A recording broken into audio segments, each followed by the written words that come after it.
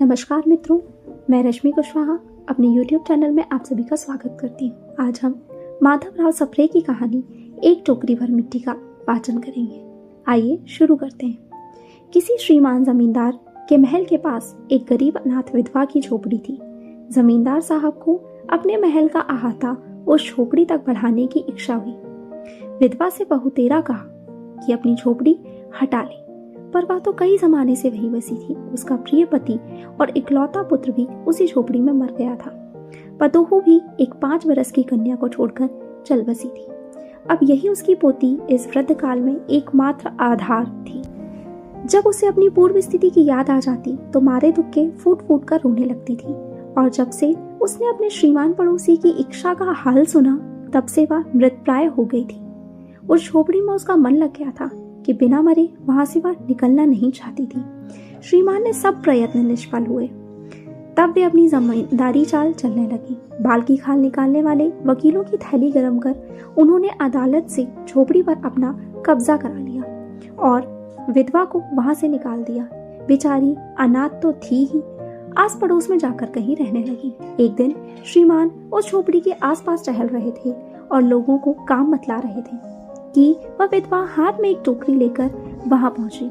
श्रीमान ने उसे देखते ही अपने नौकरों से कहा कि इसे यहाँ से हटा दो, पर वह गिड़गिड़ाकर बोली, महाराज, अब तो यह झोपड़ी तुम्हारी ही हो गई है, मैं उसे लेने नहीं आई हूँ। महाराज क्षमा करें, तो एक विनती है। जमींदार साहब के सिर हिलाने पर उसने कहा, जब से यह झोपड़ी छूटी है तब से मेरी पोती ने खाना पीना छोड़ दिया है। मैंने बहुत कुछ समझाया, पर वह एक नहीं मानती। यही कहा करती है कि अपने घर चल, वहीं रोटी खाऊंगी। अब मैंने यह सोचा कि इस झोपड़ी में से एक टोकरी भर मिट्टी लेकर उसी का चूल्हा बनाकर रोटी पकाऊंगी। इससे भरोसा है कि वह रोटी खाने लगेगी। महाराज कृपा करके आज्ञा दीजिए तो इस टोकरी में मिट्टी ले आऊं। श्रीमान ने आज्ञा दे दी।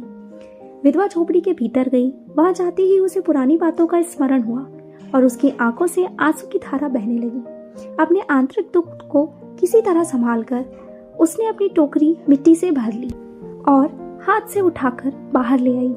फिर हाथ जोड़कर श्रीमान से प्रार्थना करने लगी, महाराज, कृपा करके इस टोकरी को जरा हाथ लगाइए, जिससे कि मैं इसे अपने सिर पर धर लूं। जमींदार साहब पहले तो बहुत नाराज हुए, पर जब वह बार बार हाथ जोड़ने लगी और पैरों पर गिरने लगी तो उनके मन में कुछ दया आ गई। किसी नौकर से ना कहकर आप ही स्वयं टोकरी उठाने आगे बढ़े। जो ही टोकरी को हाथ लगाकर ऊपर उठाने लगे, क्यों ही देखा कि यह काम उनकी शक्ति से बाहर है। फिर तो उन्होंने अपनी सब ताकत लगाकर टोकरी को उठाना चाहा, पर जिस स्थान पर टोकरी रखी थी वहां से वह एक हाथ भी ना ऊंची हुई। वह लज्जित होकर कहने लगे, नहीं, यह टोकरी हमसे ना उठाई जाएगी। यह सुनकर विधवा ने कहा, महाराज, नाराज ना हो, आपसे एक टोकरी भर मिट्टी नहीं उठाई जाती, और इस झोपड़ी में तो हजारों टोकरियां मिट्टी पड़ी है। उसका भार आप जन्म भर क्यों कर उठा सकेंगे? आप ही इस बात पर विचार कीजिए। जमींदार साहब धन मद से गर्वित हो अपना कर्तव्य भूल गए थे, पर विधवा के उपयुक्त वचन सुनते ही उनकी आंखें खुल गईं। कृत कर्म का पश्चाताप कर उन्होंने विधवा से क्षमा मांगी और उसकी झोपड़ी वापस दे दी।